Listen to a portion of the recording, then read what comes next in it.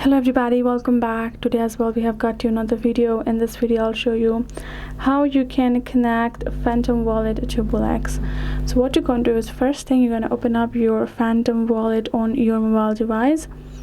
Then you have opened your app, then go ahead, tap on this receive option and choose Solana and copy the address.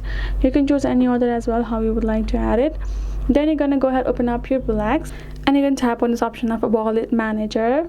Then you're gonna go to the new withdrawal wallet. You're gonna create a new withdrawal wallet. You're gonna make sure you select Solana over here, add in your wallet name, and then go ahead, paste the link that we just copied.